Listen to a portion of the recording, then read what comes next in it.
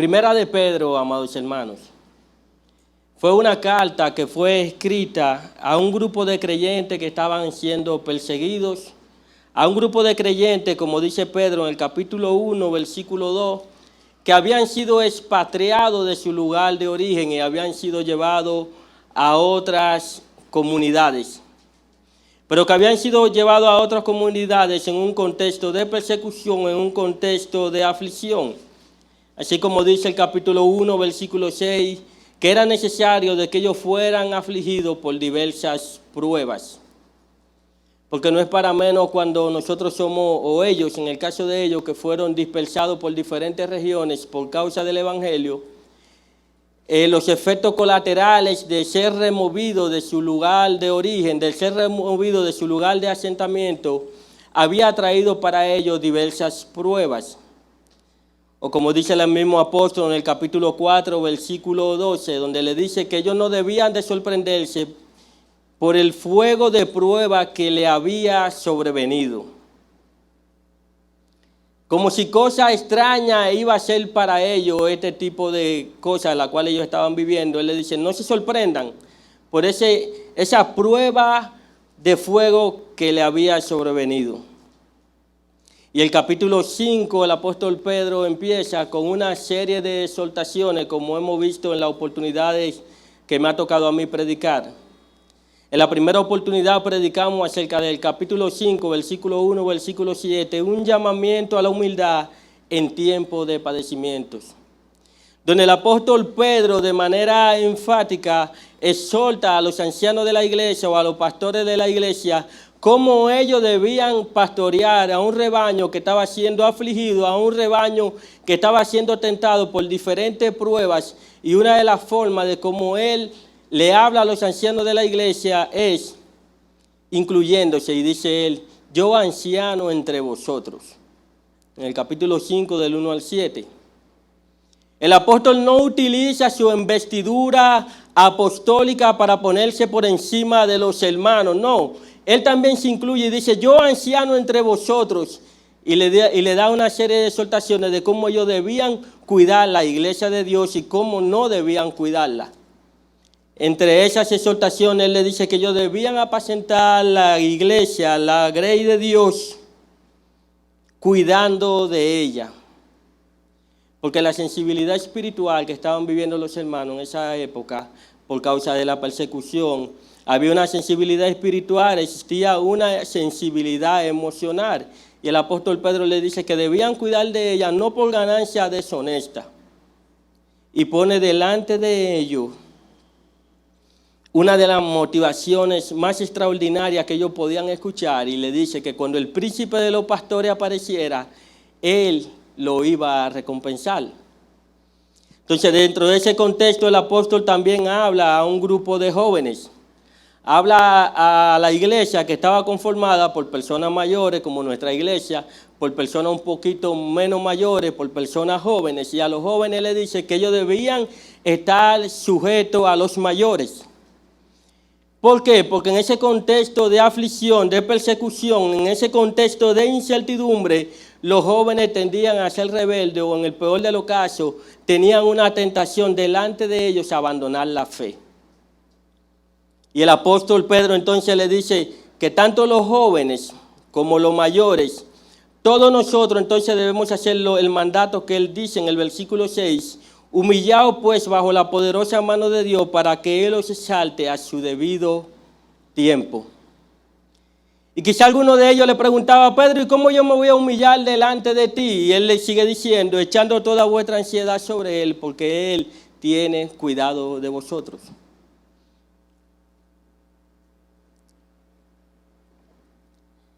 En un segundo sermón predicamos del versículo 8 al 9, donde el apóstol Pedro ahora llama la atención de los creyentes y le dice que ellos debían ser sobrios, velar y ser sobrios. Y le estuvimos explicando, amados hermanos, cómo la sobriedad es más fácil explicarla con su antónimo. Una persona que no es sobria es una persona que anda borracho. Y si una particularidad que tiene un borracho es que no tiene sus 5 sentidos buenos. El que está borracho no tiene sus 5 sentidos buenos. Su mente no está lúcida. Y el apóstol Pablo aquí le dice, el apóstol Pedro aquí le dice en el versículo 8 y 9 a los creyentes, llamando su atención y diciéndole que en ese contexto de aflicción y en el cual estaban siendo tentados, había un enemigo y ese enemigo era vuestro adversario, el diablo. Y ciertamente, hermano, como hemos visto o vimos en aquella ocasión, que hay gente que creen tanto en el diablo que lamentablemente parte del pueblo de Dios, sus cultos, su liturgia, está tan sobrecogida de la influencia satánica que hay iglesias donde tú vas y Dios brilla por su ausencia. Aquí el apóstol Pedro entonces le hace un llamado a que ellos pudieran estar conscientes y que pensaran de manera lúcida en su guerra, en esta guerra espiritual. Porque si algo tiene el tentador es que tratará de engañarnos para que nosotros abandonemos el camino de la fe. Y aquí el apóstol Pedro le dice a ellos que nosotros debíamos, cómo es nuestro enemigo y cuál era su forma de operar. Su forma de operar es que él anda como león rugiente buscando a quien devorar. Utiliza una metáfora y utiliza a uno de los animales más feroces de la selva para hablar de la tenacidad que nosotros tenemos por delante, que es nuestro enemigo. Pero Pedro no se queda ahí, sino que Pedro le dice a ellos cómo ellos van a vencer la fuerza demoníaca. Y le dice en el versículo 9, pero resistirles firmes en la fe. ¿Cómo nosotros vencemos las tentaciones de Satanás? Resistiéndoles firmes en la fe. Y en palabra del apóstol Santiago es, someteos pues a Dios y Satanás huirá de vosotros.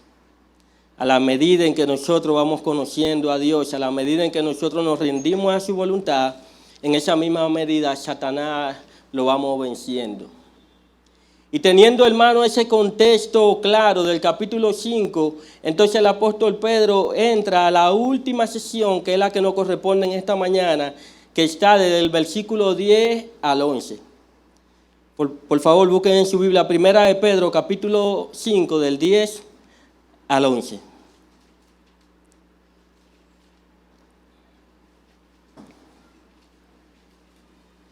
Yo les voy a leer en la Biblia de las Américas. Creo que la mayoría tienen la Biblia Reina Valera, pero al fin y al cabo es la misma idea.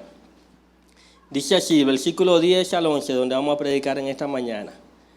Y después que hayáis sufrido un poco de tiempo, el Dios de toda gracia que os llamó a su gloria eterna en Cristo, Él mismo nos perfeccionará, afirmará, fortalecerá y establecerá. Al sea el dominio por los siglos de los siglos. Ahora Pedro entra a la última sesión del capítulo 5.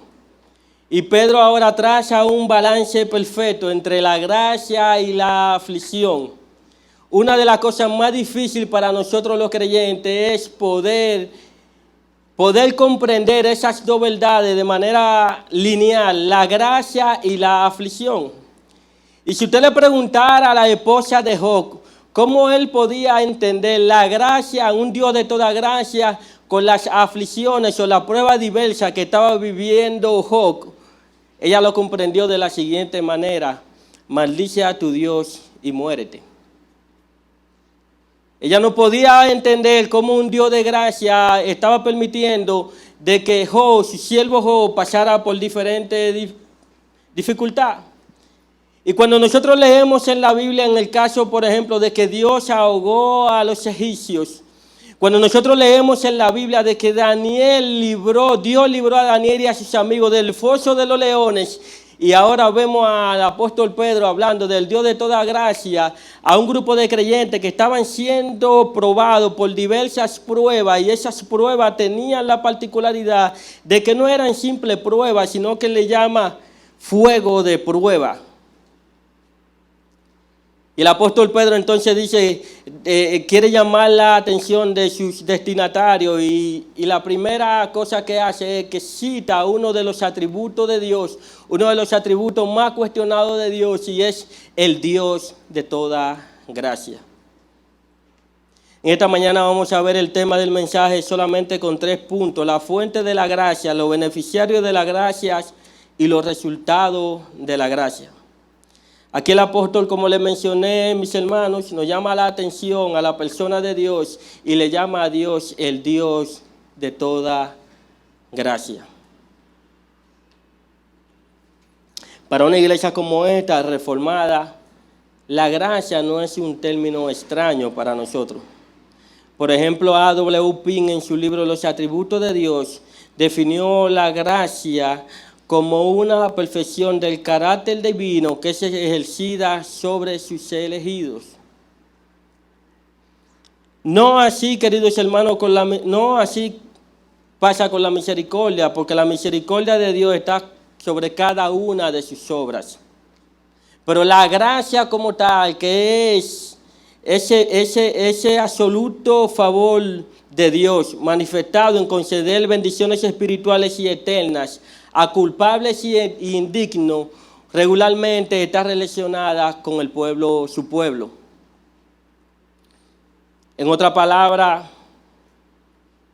cuando hablamos de la gracia, estamos hablando de un regalo inmerecido de Dios a pecadores. Que no solamente es un regalo inmerecido de Dios, sino que Dios, siendo nosotros merecedores de condenación eterna, Dios ofrece su gracia divina hacia su pueblo. Por ejemplo, la gracia en la palabra de Dios es descrita de diferentes maneras. En Hechos capítulo 4, versículo 3, habla de la gracia como abundante. En Romanos 5, 21, como soberana. Primera de Pedro 4, 10, multiforme. La multiforme gracia de Dios. Segunda de Corintios 12, 9, como una gracia suficiente. Cuando le dice el apóstol Pablo, le dice Dios al apóstol Pablo, mi gracia es suficiente. Y en Efesios capítulo 1, versículo 6, se habla de la gracia de Dios como una gracia gloriosa. ¿Y cómo esto hacía sentido para los creyentes que estaban siendo afligidos por diversas pruebas? Entender de que Dios era el Dios de toda gracia. De que la gracia de Dios es abundante, soberana, multiforme, suficiente y gloriosa.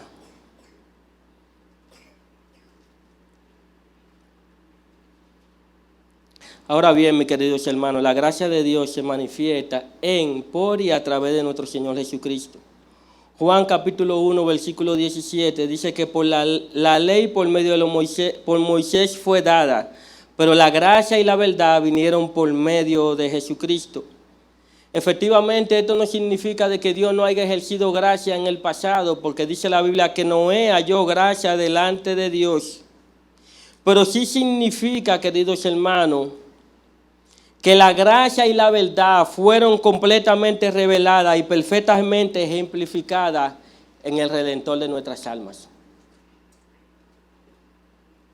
Eso significa, queridos hermanos, que el mayor acto de gracia que Dios pudo tener para con su pueblo no es librarnos de la prueba. El mayor acto de gracia que Dios puede tener para con nosotros no es librarnos del foso de los leones. El mayor acto de gracia que Dios tuvo para con su pueblo fue mandar a su Hijo Jesucristo a morir en la cruz del Calvario. Y el apóstol Pedro le dice que Dios, el Dios de toda gracia, Él es la fuente de toda gracia. Y esa fuente se manifiesta a través de nuestro Señor Jesucristo. O como dice Hechos capítulo 20, 24 y verso 32. Como dice el apóstol Pablo cuando se está despidiendo de los hermanos de Efesios. Pero de ninguna cosa hago caso, ni estimo preciosa mi vida para mí mismo, con tal que acabe mi carrera con gozo y el ministerio que recibí del Señor Jesús, para dar testimonio del Evangelio de la gracia.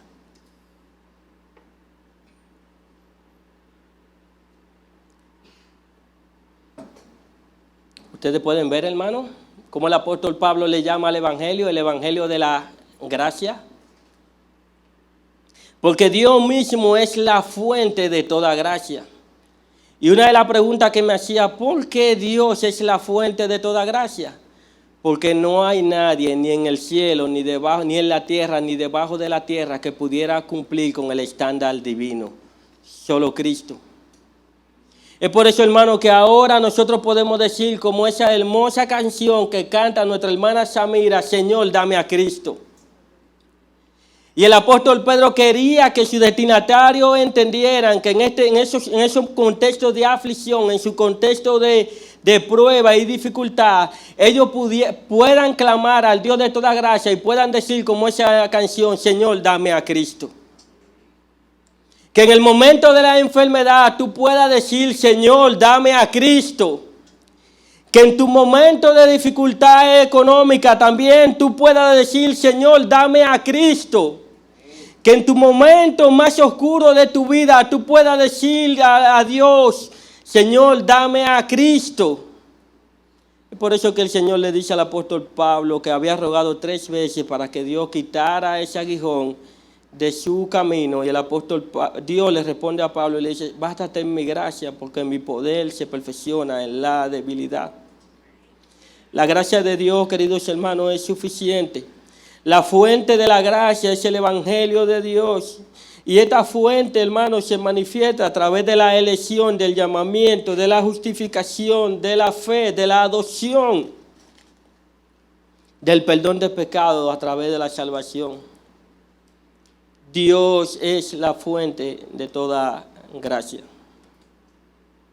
Dios no nos ha prometido, hermanos, librarnos de nuestras batallas. Antes de yo casarme, yo tenía guerras internas que pensé que cuando me cansara iban a desaparecer. Luego surgen diversas pruebas. Cuando somos jóvenes, hermanos, tenemos muchas incertidumbres porque también atravesamos por diversas pruebas. Y a la medida en que nos estamos haciendo más duritos, también tenemos nuestras pruebas y dificultades. Pero ante todo, el Dios de toda gracia, o como dice el apóstol Pablo, Dios al apóstol Pablo, bástate mi gracia porque mi poder se perfecciona en la debilidad. La gracia de Cristo es suficiente. Entonces, queridos hermanos, lo primero que vimos es que Dios es la fuente de toda gracia y que esa gracia se manifiesta a través del Evangelio, a través de la persona de Jesús. Que en Cristo Jesús esa gracia es ejemplificada. En palabras del apóstol Pablo en el libro de Romanos dice que si Dios no escatimó ni a su propio Hijo, ¿cómo no nos dará en Él todas las cosas? Ayer estaba hablando con mi mamá y estábamos hablando de ese tema. Y yo le decía, mami, ¿qué es lo más apreciado que tú tienes? Siempre las madres concluyen con lo mismo. Yo espero que la negra con el tiempo concluya que yo soy lo más apreciado para ella, no sus hijas. Pero siempre las madres concluyen que son sus hijas, sus hijos.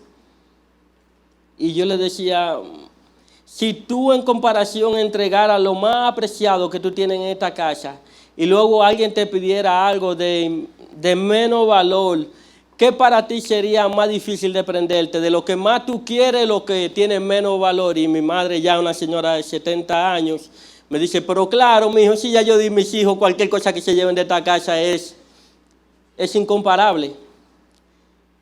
Y es el sentir que el apóstol Pablo quiere sembrar en el corazón de los creyentes, en que si Dios dio lo más apreciado que tenía, lo que tenía mucho más valor para Dios, lo dio a través, manifestó su regalo de gracia a través de la persona de Jesús, ¿cómo no nos dará en Él todas las cosas? Pero el dar de Dios no es librarnos de la hora de prueba. El dar de Dios no es necesariamente librarnos de las aflicciones de este mundo. Porque nuestro Señor Jesucristo dice en el Evangelio de Juan, en el mundo tenéis aflicción, pero confiad, yo he vencido el mundo. Mi paz le doy, no la doy como el mundo la da, porque la paz de Cristo, como dice el apóstol Pablo en el libro de Filipenses, es una paz que sobrepasa todo entendimiento. Es por eso, hermano, que la gracia de Dios es suficiente. Y el apóstol Pablo menciona el Evangelio como la manifestación de la gracia de Dios en Romanos 11:5. Como la gracia de Dios, esa gracia se desborda a través de la elección. Y dice en Romanos 11:5, así también aún en este tiempo ha quedado un remanente escogido por gracia. Con relación al llamamiento en Gálatas 1:15, pero cuando agradó a Dios que me apartó desde el vientre de mi madre y me llamó por su gracia. Con relación a la justificación, el apóstol Pablo dice, para que justificado por su gracia viniésemos a ser herederos conforme a la esperanza de vida eterna. Por lo tanto, hermano, la gracia de Dios se manifiesta a través del Evangelio. Y el Evangelio nos habla acerca de la persona de Jesús y nos habla cómo esa gracia se ejemplifica a través de la elección, a través del perdón de pecado, a través de la elección. Y el apóstol Pedro quería que los hermanos de aquella época, y quiere que nosotros también entendamos, queridos hermanos, que no importa el contexto en el cual Dios nos conceda vivir, no importa en el momento en los cuales nosotros tengamos que pasar por diversas pruebas, no importa cómo se le llame a la prueba, lo importante es que la gracia de Dios es suficiente y nosotros servimos al Dios de gracia. Ahora, si le preguntábamos al apóstol Pedro, ¿y quiénes son los beneficiarios de esa gracia? Él lo dice en el mismo verso que leímos. El Dios de toda gracia que os llamó a su gloria eterna en Cristo. Y lean el detalle del texto. En el verso 10 él empieza hablando de que es necesario de que seamos afligidos por un poquito de tiempo. Y en el mismo verso 10 él dice que el Dios de toda gracia nos llamó a su gloria eterna en Cristo. Donde hay una comparación de tiempo. A todas las cosas que a nosotros nos puedan acontecer de este lado de la gloria, el apóstol Pedro le llama un poquito de tiempo. O en otra palabra, a las aflicciones y a la prueba, el apóstol Pedro lo pone como tiempo pasajero. En esta semana alguien me dijo, déjame ver una foto de las niñas tuyas. Tienen mucho que no la ve. Yo le enseñé una foto y me dijo, pero qué grandes están. Y yo le decía a Yané, lo que sucede es que aún los malos momentos y los buenos momentos están sujetos al tiempo. Todo lo que nos acontezca de este lado de la gloria, como dice el apóstol Pablo en el libro de Romanos, las aflicciones presentes no son comparables con la gloria venidera en que nosotros ha de manifestarse. En otras palabras, queridos hermanos, nosotros debemos vivir la vida que tenemos por delante con una perspectiva eterna. Debemos vivir, hermano, pensando en la eternidad. Porque la prueba y las dificultades que ellos estaban atravesando tenían la particularidad que eran de un carácter temporal. Y el apóstol dice, por un poquito de tiempo, pero con relación a la gloria de Dios que nosotros ha de manifestarse, o como dice el mismo texto, que Dios nos llamó a su gloria eterna. ¿Y qué significa eterna? Para siempre. Por tanto, queridos hermanos, debemos tener nuestros corazones puestos en la eternidad. Dios ejerce su gracia sobre sus elegidos. Y es por eso que dice el texto que el Dios de toda gracia que nos llamó a su gloria eterna. Dios no nos llamó para dejarnos en vergüenza eterna. Dios no nos llamó, hermano, para dejarnos fuera de su redil. Dios nos llamó para que vivamos con Cristo en su gloria eterna. Y es interesante que el texto dice que quien nos llama es Dios. Nosotros no llamamos a Dios.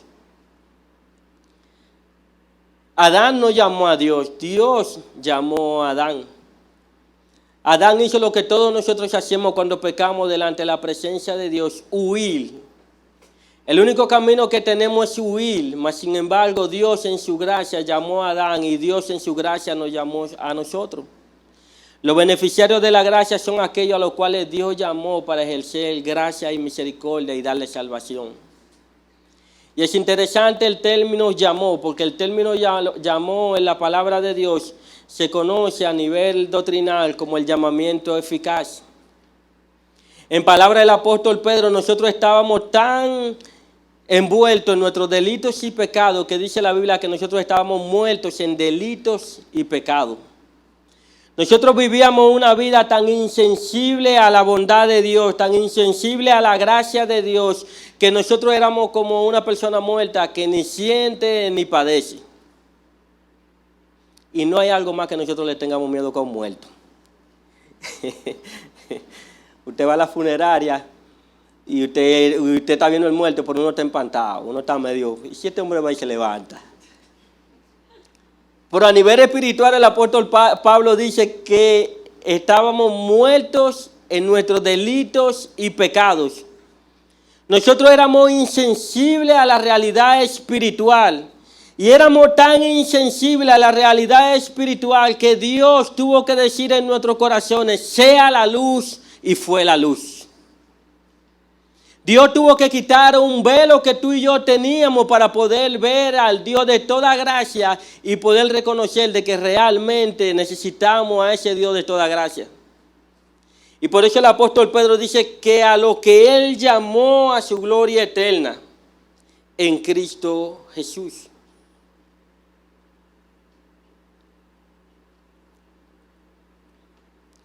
Efectivamente, queridos hermanos, nosotros no nos hicimos cristianos. Dios nos hizo cristianos en su gracia. Él nos salvó y nos hizo suyos. Por eso, queridos hermanos, nos gloriamos en su amor.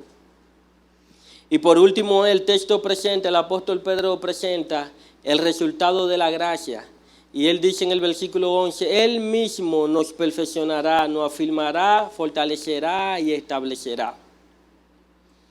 Aunque estos verbos en el original están escritos de manera futura, no es menos cierto de que Dios empieza a trabajar con nosotros. Inmediatamente nosotros confesamos a Dios, a Cristo como nuestro único y suficiente Salvador. Inmediatamente hay un trato personal de Dios hacia nuestras vidas. Por eso el texto dice, Él mismo. Él no enviará a otro, no, Dios mismo, hermano, estará con nosotros en los momentos de prueba. Y dice el texto que Él mismo nos perfeccionará. En palabras del apóstol Pablo en Filipenses 1:6, el que comenzó en ustedes la buena obra, la perfeccionará hasta el día de Jesucristo. Así que, mi querido hermano, si te caíste, te puede volver a levantar. Si estás luchando con diferentes pruebas, hermano, puedes tener la certeza de que el mismo Dios te perfeccionará hasta el día de Jesucristo. No importa lo que te toque atravesar, Él prometió de que Él te perfeccionará. Dice el texto que Él mismo te perfeccionará, te afirmará y te fortalecerá.